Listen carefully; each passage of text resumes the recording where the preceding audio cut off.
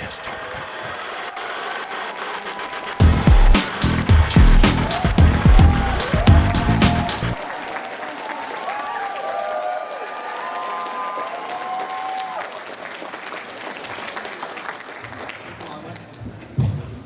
everybody. All right, it's beautiful people here today. Imagine if I just started talking like that the whole time. That'd be awesome. Proximity. Tell us more about Making Pancakes. To bring up some of the panel. We can hear what you start to say. Making Pancakes is a beautiful song. I love Making Pancakes. Making Pancakes. Oh, yeah. How's everybody doing? Toronto! Guys are so nice. So nice, so damn nice. So, dude, I was like drinking before doing this because I was nervous. Oh, you have the right idea. Well, where's ours, man? Well, there's liquor laws here. Oh, okay. So I couldn't bring the booze in, but I would have. Oh, see, that's right. So It's the thought that counts. Yes, that's it. I posted your name with a hashtag saying nervous for this panel. And the #1 image was a picture of an article and a meme of a man crying, saying that you cried after your final recording session. Oh, and like how emotional it is. Like a baby. The reason was because of the finale song, Time Adventure, by Rebecca Sugar. I don't know if you guys have seen the footage of it at San Diego while we were there, San Diego Comic-Con. And I cried again. Like, you know, I'm a man!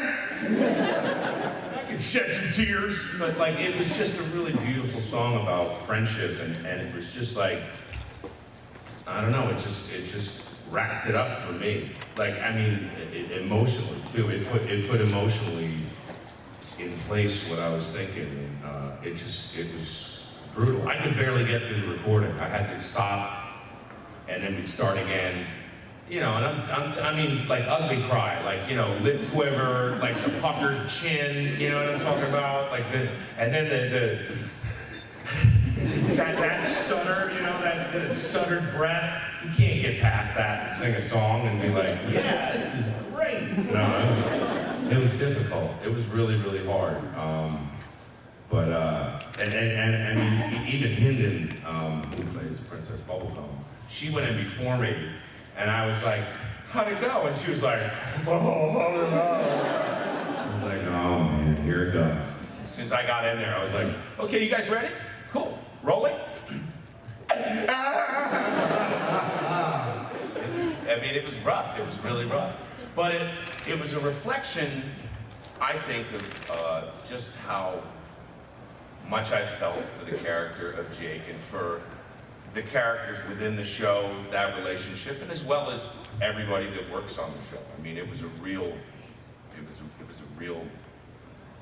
period on the end of a long sentence. And, so yeah, it was heavy. Was that many? No. He's not a crier. I'm a so hard stand that's all right. No, but he knew. He's not a. Yeah, I don't like. Yeah, I know. Physically, the manifestation of tears doesn't really happen with me almost ever. That sounds terrible. But no, it's your emotional inside, and I think it's one of those things where like there's not very many adventure times that come around. You know, it's such a once in a lifetime show to be a part of. Because you really grew up while you were doing the show, man. So like, He became a man before our eyes. Went from being like, hey, Jake, how you doing? To, hey, what's up, Toronto? How's it going? Yeah, you guys look really good in your cosplay. Hey, little boy, you like Finn? Kid's like, who the frick is this?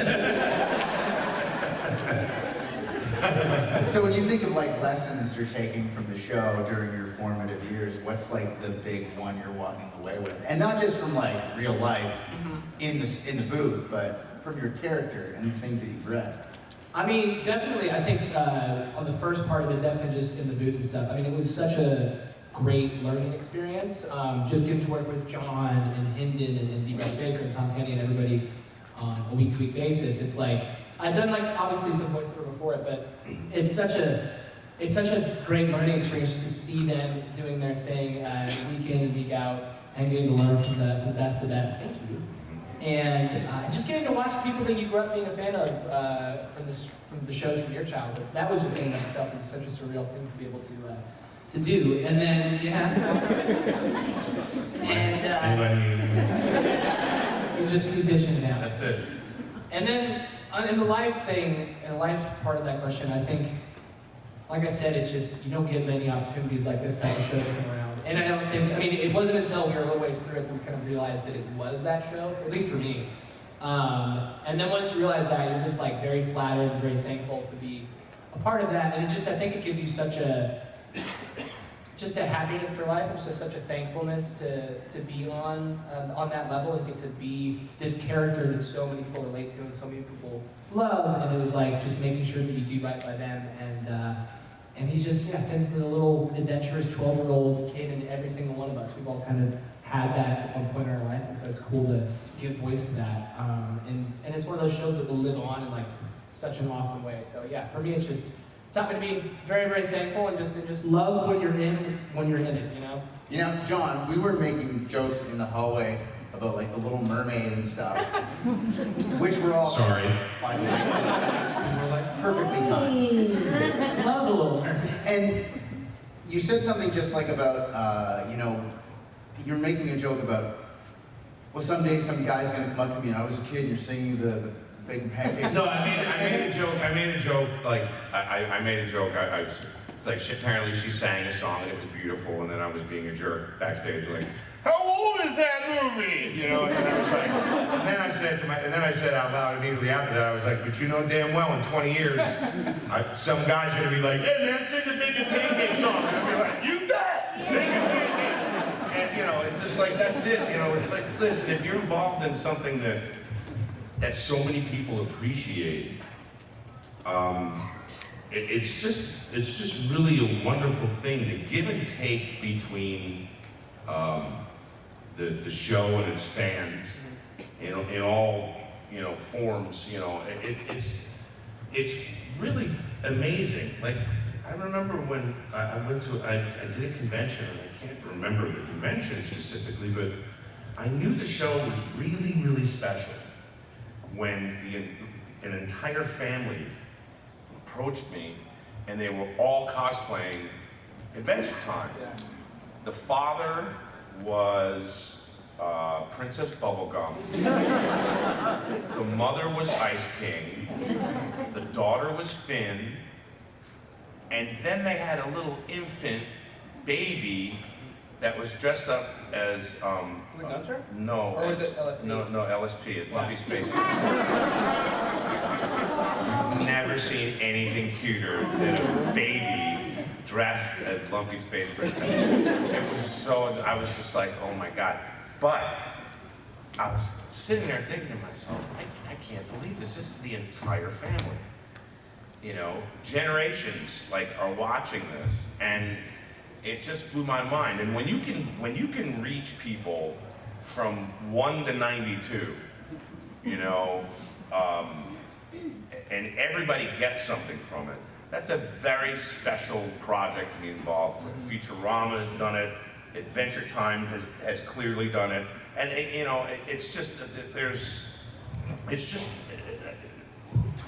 it's an honor to be a part of it. I don't know. And you never know with these things. You never know if something is going to explode or if something's going to just explode.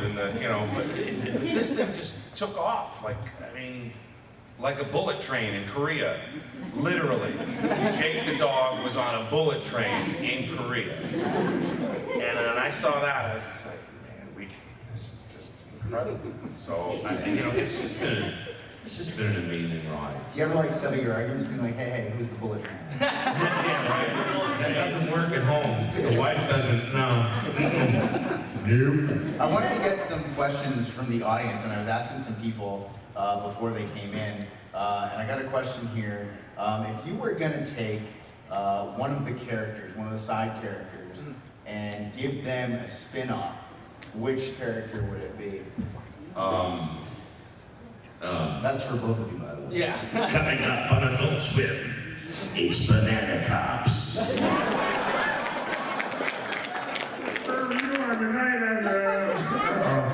on, I gotta get my notes right.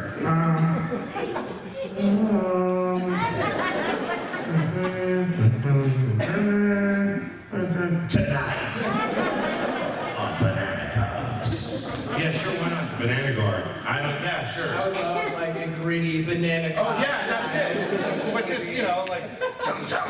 You're like, uh-oh, what's gonna happen?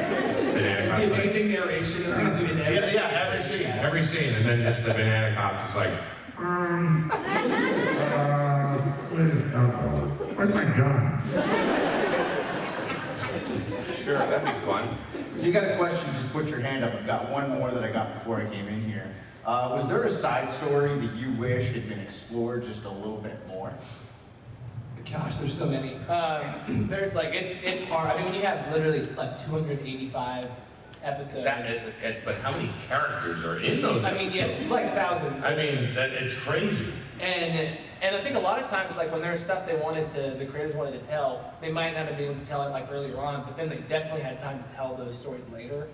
And so, I don't even know. I mean, I think they did a pretty good job of hitting on everything that you would have wanted to see in the context of our show, and then leaving it still open enough if they wanted to play more in that world, not completely, Yeah.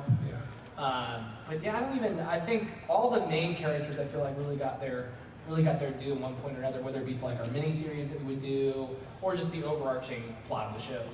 We all had our moments. I just thought of another idea for a spin-off. Yes. Jake and Kim Kilwan as the odd couple.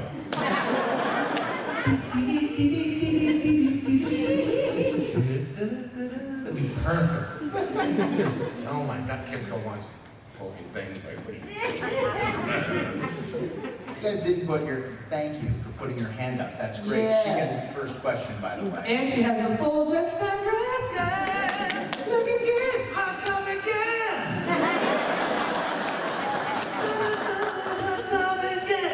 I actually got us here last year. Oh, you did? Ah. Well, then I just ate a big poop sandwich. This panel is not brought to you by Hot Topic. No, it's not. No.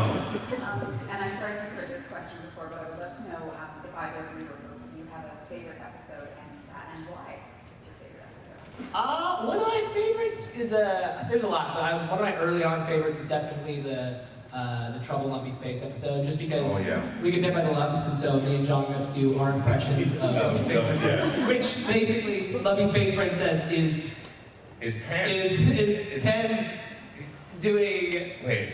It's Banana Guard is John doing an impression Banana of Guard is me doing an impression of Penn doing Lumpy Space Princess.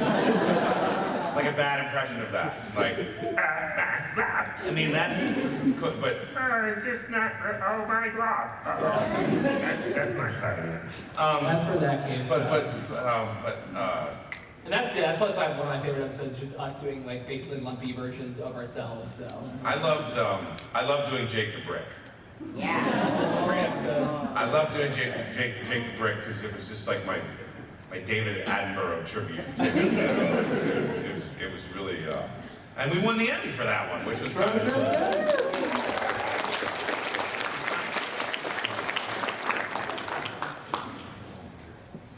Yes, thanks. So, one of my most favorite moments from the show was from the episode Jake's Suit. So my question is, has there ever been any time, like sometimes you kind of, when you're voicing your character, you unfortunately end up voicing just some other character? Because one of my most favorite was when Jake laughs. My first thought was, why does Jake just sounds laughing like Bender from Futurama? Thanks, dude. Can't get away from you.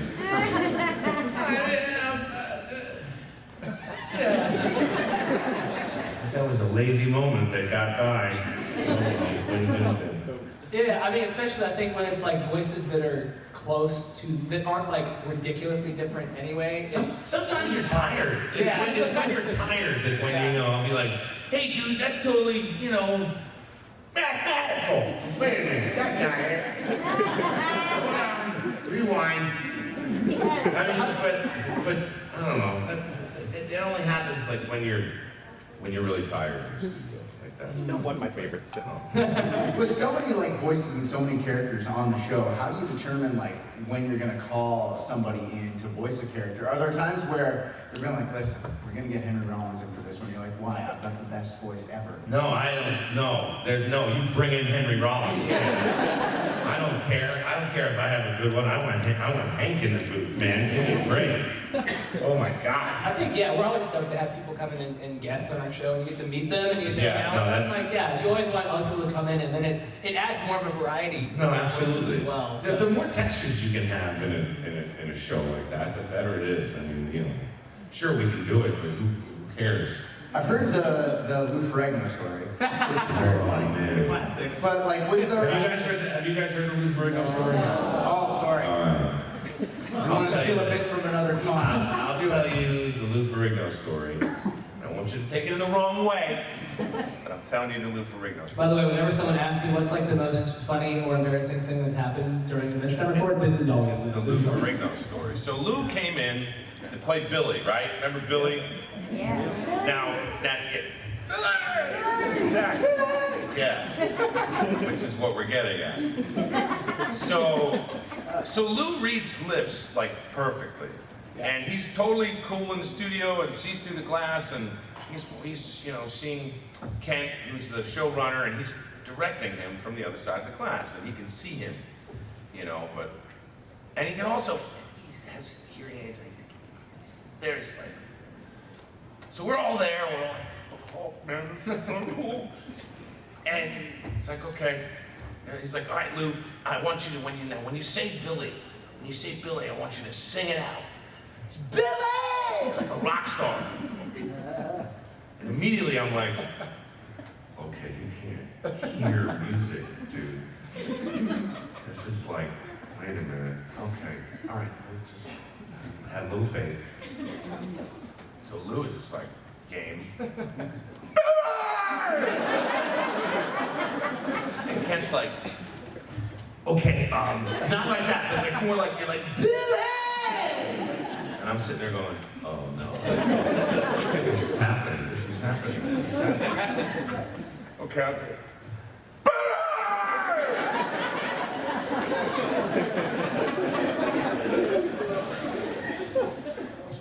That's good. All right, more like, Billy!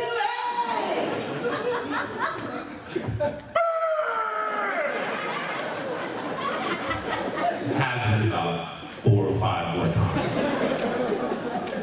And I'm just like, oh, bro, oh my God. And I let it go. The next week we came in, and Kent, hey man, what's going on? I'm like, dude, what were you doing last week? Don't you understand? Like, trying to get a deaf person to sing is like having a blind person explain color, bro. Like, you can't, like, what? And all of a sudden, Kent's face went from like this to like. He was like, dude, I didn't even think of that. I was like, I know you didn't think of that, bro. So that's the Billy story. And if Lou Ferrigno hears about it, he's probably gonna kick my ass. Or whatever. More power to Lou, man. He was just like, scared. okay, all right. He didn't care. He was like, I don't know. Whatever. Well, I was going to ask you who your favorite cameo guest was, but I think we all know the answer to that question already. Andy Millennium. It was, I mean, yeah. George Takei was awesome too. Yeah. Does he actually say that just in conversation? Yes. You know who started that? Ironically, yes. You know who started that? Billy West started that on the Howard Stern show when they would bring him in, and he would do an impression of George Takei, and he would go, oh my. And then George started doing that impression of himself. Oh my. It's like, Billy started all that, man. Billy started it. Billy West, everybody. Billy West.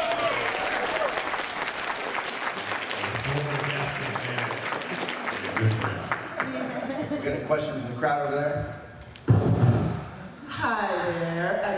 my name is Jay. Hi, Jay.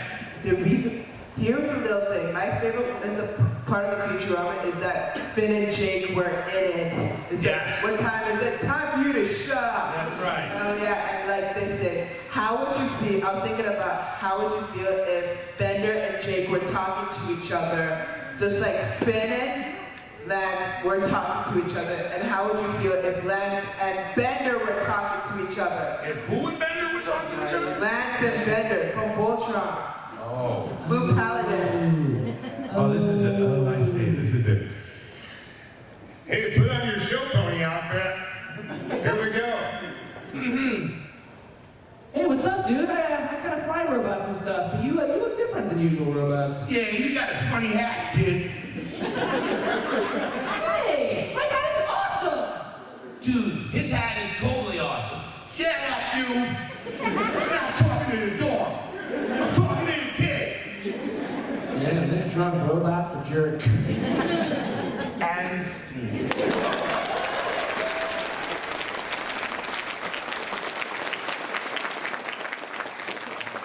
And I got a question. Ooh. Thank you. Hey! Hi. Hi. You guys have voiced some like really prolific animated characters, both in Adventure Time and everything else. Like, do you have some particularly memorable moments of recognition, or is sometimes you just have to point to a pack of birthday paper plates and say, "That's me"? That's kind of funny. Never thought of it like that. That's great. Birthday plates. Put cake on him, bro. Your face on a birthday cake plate, I don't think it You is! know what? Have some delicious cake. Bam, your face is on it, bro. Wow. Now I totally forgot the actual question. Thinking about birthday cake plates. I think the craziest to me is always when there's like people that that you're a fan of, you've been a fan of for a long time, that'll come up to you and be like, oh my gosh, I love Adventure Time, it's one of my favorite shows, that it just like is so outside your realm of what you would normally, people that you would meet or work with, and that's always really insane to me, is people that you love from just other parts of, I guess, the entertainment business. I had a moment doing Futurama where I was working with B. Arthur. Holy girl B. Arthur. Maud B. Arthur, like the real deal. You know, a legend. A Marine. Yeah, huh? Seriously, she was something else. Maud, I mean, B. Arthur was great, but she played the Computer in the episode of Amazon Women on the Moon. I know we're straying away from Adventure Time, but this is just to answer his question. They had her come in to read, and I had already recorded Bender lines and stuff like that. They attempt her, but she came in, and she was ready to record, and they were like, John, will you read with B so that she has someone to bounce off? I was like, absolutely, are you kidding? And I went in, and we were recording, and we were in there about 20 minutes, and she was doing great. And she turned to me, and she was this far away from me. She just turned to me and she said, am I doing okay? And I was just, I said, Miss Arthur, you're doing everything exactly perfect. Thank you. You don't have to worry about a thing. And to have someone like that, Yeah. that kind of, I mean, a woman with that kind of stature in show business, a legend, asked me if she was doing all right. I was blown away by the vulnerability of her performance and her character. She made it blew me away. Blew me away. So there's always moments that are humbling, that like you have these moments of like, oh my God, I'm actually in the right place. You know, doing a second show with Matt Groening. I'm like, it's not a fluke. Oh my God, this is happening. So, yeah, and in those moments you always just gotta remember to be grateful, because tarring roofs sucks. Nobody wants a tar roof, especially in the summer. You know what I mean? It's true. I did that while I went practice. That's hardcore, man. That's hard work. That is. Man, that is hard work. First round of applause to John on Disenchantment. Oh, yeah.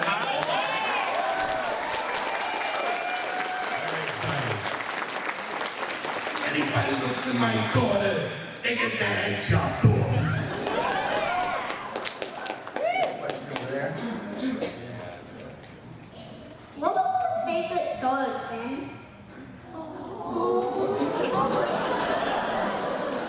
My favorite sword was probably the grass sword because it's super cool and it just like kind of has a mind of its own and it like adheres to his arm. Almost like a little assassin blade, a little chic. It is like saying chic. But that's my favorite. Dude, thank you for your question. You're freaking cute, dude.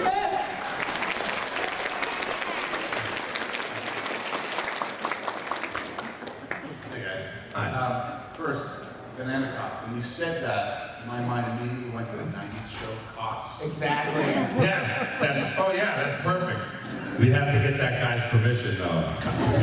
Cops was brought to you before a live audience. You've been troops, you can do banana. That's it. That's perfect. How much are you involved with the writing of your characters? And None. ever Not a drop.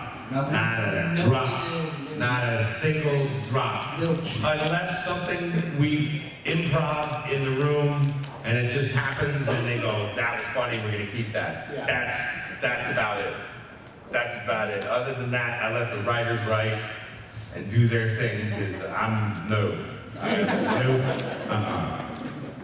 I go to school. School is fun. We take naps. Yeah, that's my right. Sorry, it was such a blunt answer. Like, no. We're not tight. Right. But I think that's I think that's a common conception is that we do. That we do write Or that stuff. like a lot of the dialogue is from us and Yeah, stuff. no, It's not. it's not. I wish it was. I wish I was I wish I was that. that talented. Yeah. Now, No. do you guys do most of the voice work in the booth on your own? Like you mentioned, the Arthur asked you to go in so you could riff with her in the studio. Like, when you're doing Adventure Time, are you ever like with a few of you in the room? At the Oh same yeah. time? We were, I think, at least me and John, usually with probably Nathan or Tom or Yeah. whoever else too, but usually at least me and John were in pretty much every single recording Yeah. together. Which is like so much better. I mean, I think I can speak for pretty much everyone when it's so much more fun to do an ensemble record and get to actually play off each other. And I feel like you have much more of a natural kind of read that way because Yeah. you're actually playing Well, off. it's just the camaraderie of the movie, Yeah. of the room and the generosity of the other actors, and you bounce off their performance, and you know they'll do something and it'll trigger something that you do. It's all the action reaction within the scene. Yeah, I agree. I agree with you. But you know what? The thing is that sometimes with scheduling you have to record alone. But the good thing is that because you're able to do so many ensemble recordings, you kind of have a feel for what other people are doing. And plus, sometimes they even have the recording. Yeah. So they're like, we want you to respond to this, and they'll play what someone else said, and you can just go line for line. Or, you know, they'll have each response and they'll give it to you, you know, and you just read the scene. Yeah. You know, so, yeah. Okay, this is a weird question, but when you got a cold and you got like a sore throat or the sniffles, You don't go in. You don't go in. No. I thought you No. had some sort of like secret magic weapon for it. Well, I mean, there's things you can do to like try and negate the time that you're sick, but, Right, but you but- still don't like go in and record. 'cause No, you don't wanna get everybody you don't else- want to get everybody else sick. Yeah. You just don't want to do that. It's much better. It's much better to stay home and not get everybody sick because you can get not only the room full of actors sick, they have to go do other jobs, Yeah. and there's engineers and people in the other room that got to work all week. You know, you just don't. No. I mean, it's one thing to be like, oh, my throat's a little sore, and there's tricks that you can use, and you know, just hot tea, throat coat. You know, there's sprays, there's certain salves that, you know, for like. Thing and gray. Yeah, there you go. That stuff works well. And the entertainer's secret is another thing. But for the most part, it's you just want to stay out of the studio if you're sick. Yeah. If you feel like you're just like, no, I got a cold coming, you stay away. I'm totally using that for work, man. That's it. No, stay at home, man. Just be. What? We're living in a digital age. It's not like you're gonna miss anything. You know what I mean? Like people on the phone, call. Okay, I got this on whatever. Like no, nobody needs to get anybody else sick. Stay at home. Stay at home, and you know what? And if your work is gonna be like, you can't stay at home. You're like, do you want me to get everybody sick? If you want me to get everybody sick, then I don't want to work here. You know what? Because it's true. I mean, no, really. It's like if people mistreat you like that. No, you have to come in. No, I don't. I don't have to come in. I'm a detriment to this whole project if I come in. That's it. Recording that. I'm telling you. I'll do it in the Bender voice too. People will be like, oh, that's Bender saying that. Well, geez. Stay at home. Carries so much more weight. Yes, it's wow. What are some of your favorite songs from Adventure Time? What's the one that There's lots. There's lots. Rebecca and Olivia have a There's Everything Stays. That's one. Everything Stays. That's one of my for the emotional serious songs. That's by far my favorite. That one got me going. Yeah. That one got me going. And the last one too.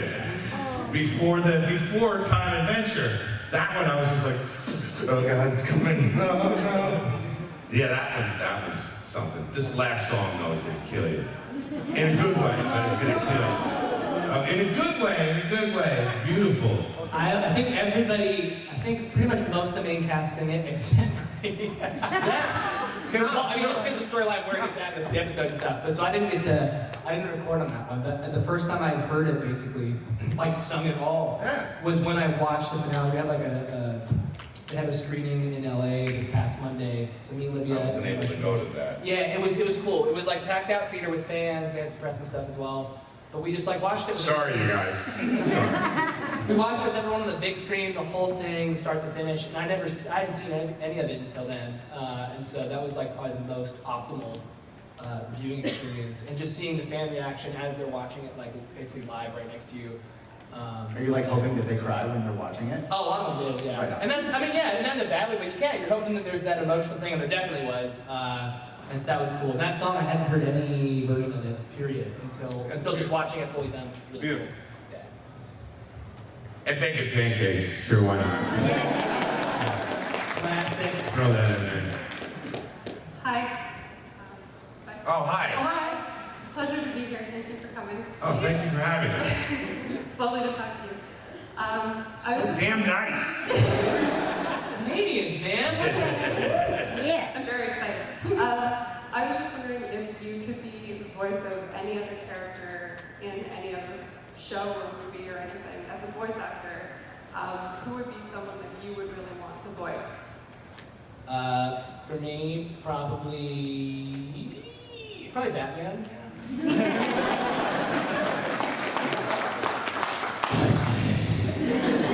I love that. Yeah, I love Christian Bale's Batman But- voice. His voice is. You know what though? What's funny is that my answer is the exact same thing. I came this close to playing to play Batman, and Diedrich Bader beat me out. By the way, he And does I the got- best impression. And I got to do Aquaman, which turned out to be a better kind of gig. It was a lot more fun. But I would totally do an impression of Diedrich in his face during recordings, and he would get upset with me because he'd be like, dude, my job security is on the line. Stop doing that. Justice, my friends. He has sort of a thing that he does. Aquaman is very nasal. He would be like, whoa, what? Come on, man. But I would love to get a shot at playing Batman. That would be a lot of fun. But I'd like to do that Joker again that I did. I'd like to do that. Oh, that was cool. Yeah, that's not for kids. I played Robin, which was pretty close to that. So that was actually in that same show, Yeah, which was fun. That's right. So, sorry guys, is there like a show, because you guys are talking about like in the booth and things like that happening, and then you mentioned the Billy West thing with Howard Stern. As a radio guy, like I'm obsessed with all the behind the scenes stuff. Yeah. So when you're watching a show, are there cartoons and animated things that you've seen that when you try and explain to people who don't get all the things that go into them, like if you listen to what they're doing in this show, it's mind blowing.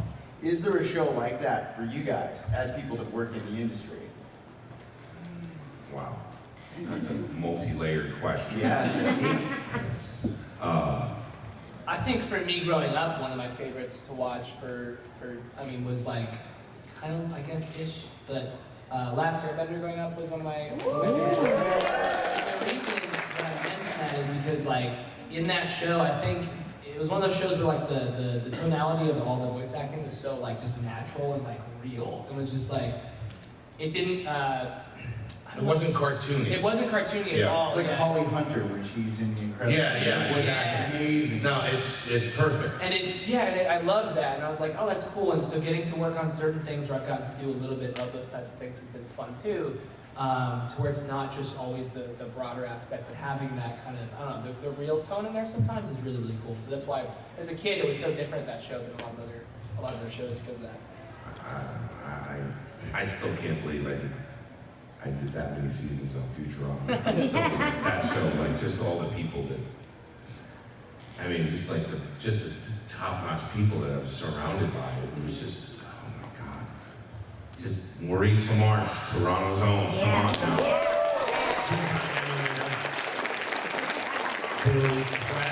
Tress McNeil, the amount of characters that she's done. Yeah. It's funny.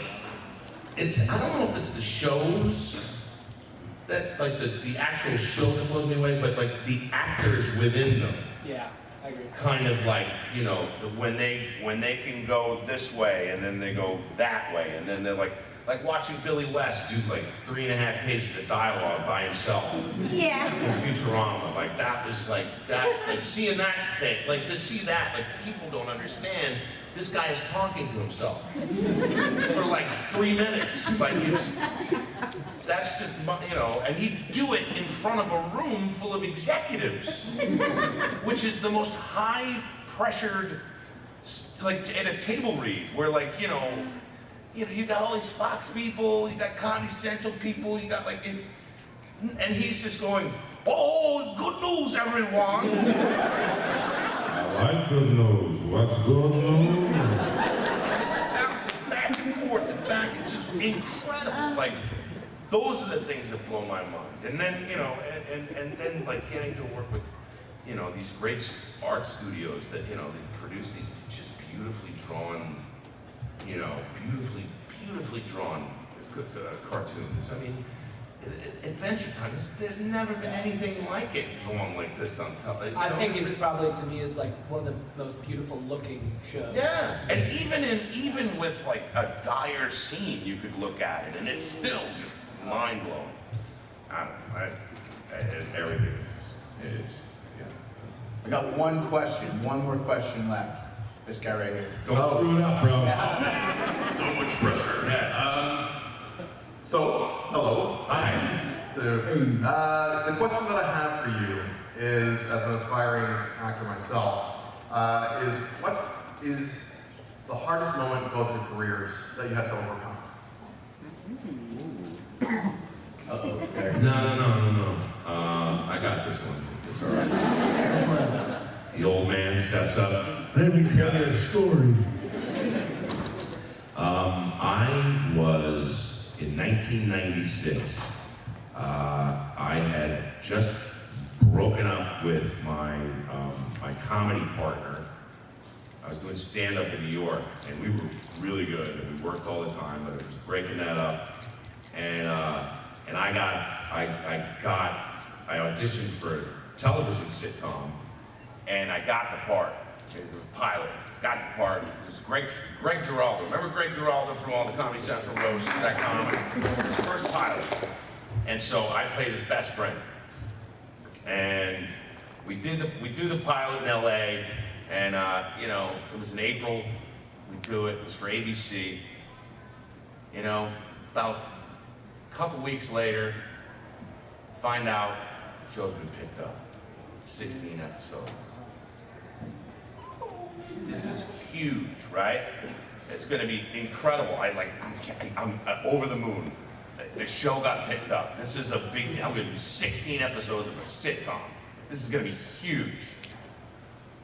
A couple weeks go by, and this is when I was living in New York City, and I'm with my fiance at the time. I'm no longer with her, and my mom's coming to the city. We're going to go out to dinner. I get a phone call from Greg Giraldo. I'm like, hey man, what's up, dude? He's like, hey John, how you doing? I'm like, I'm doing great, man. 16 weeks in LA, this is gonna be awesome. He says, nobody told you? I went, nobody told me what? He said, oh man. He said, the network didn't believe the friendship, so they got rid of the character, man. So you're not gonna be doing it. I thought you knew, like I thought somebody told you. And I went, no, man, nobody told me. I said, I gotta go, man. I gotta get off. I gotta go make some phone calls. Get off the phone. Call my manager immediately. What's going on? What's the story? I just got a phone call from Greg Giraldo. I'm not doing the show. What's going on? She was like, I have no idea what's going on. Hold on, I'm calling Rico. Calls go through. I'm sitting there, all of a sudden, I start crying. I was like, I can't believe this is happening. It was gonna happen. Oh my God, it's the end of the world. Yeah, they had to write him out. 2 weeks later, I get a phone call from the executive producer of the show. Hey John, I don't even remember the guy's name. Hey John, how you doing, man? I said, hey man, what's up? He said, listen, I just wanted to call you and say sorry, you did a great job, it just didn't work out. You know, I would have got in touch with you, but I guess I had a number off on your phone number. That was his excuse. He had a digit wrong on my phone. I was like, I don't know what I'm gonna do. And I was going to a wedding in Hawaii, and I went to this wedding in Hawaii afterwards, and I was just crushed. But I went to this wedding in Hawaii, and the layover was in Los Angeles. And I said, I'm gonna stay in Los Angeles for a week, see if I can't get a job. So I stay in Los Angeles for a week, I audition all week. And in this show, Chicago Hope, remember Chicago Hope? Yeah. Came on sometimes ER. I auditioned for Chicago Hope. They had this part, it was only supposed to be 2 episodes guaranteed. It was one of the new first year residents. Got the part. Had to go to Los Angeles. Broke up with my fiance. Went to Los Angeles. Was only supposed to do 2. They ended up liking me and keeping me around for 11. I stayed in Los Angeles. It sucked. I didn't work. I didn't get jobs. I was going broke. I was running up with my girlfriend's my ex-fiance's credit card. Like I still had her credit card. It was awful. It was awful. But I was like, I'm gonna pay you back. I'm like, trying to set up and live out here. I booked a Blockbuster Video advertisement. I was gonna go back to New York, but I booked a Blockbuster Video advertisement. It kept me there, and I stayed there, and I stuck it out. I hit rock bottom when I thought everything had just went, and you know what I did? Got up off my ass, brushed myself off, and got right back to work. Because that's all you can do. That's all you can do.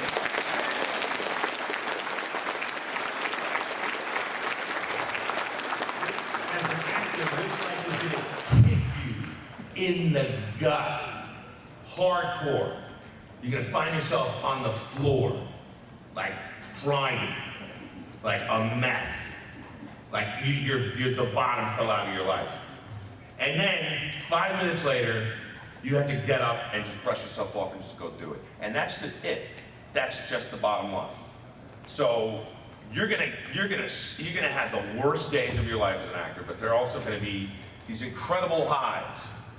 And the thing that you have to do is you have to find that place in the middle where you drive the car of your life. You have to ignore the highs and ignore the lows. You have to reflect on them later. There's no time. Let's go. Oh, that was good. Oh, that sucked. Oh, that was good. That was actually good. Oh, that was good. That was good. I don't know. All right, it's over there. You're going that way. Don't sit here and, you know what I mean? So, yeah. What a way to close it.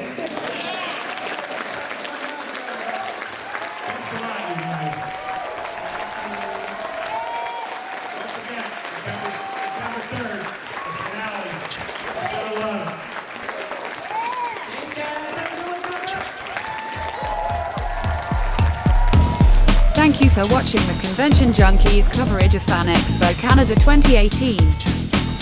Join the conversation below with a comment, and don't forget to like and subscribe to see more. If you would like to help us with future projects, please visit our Patreon page.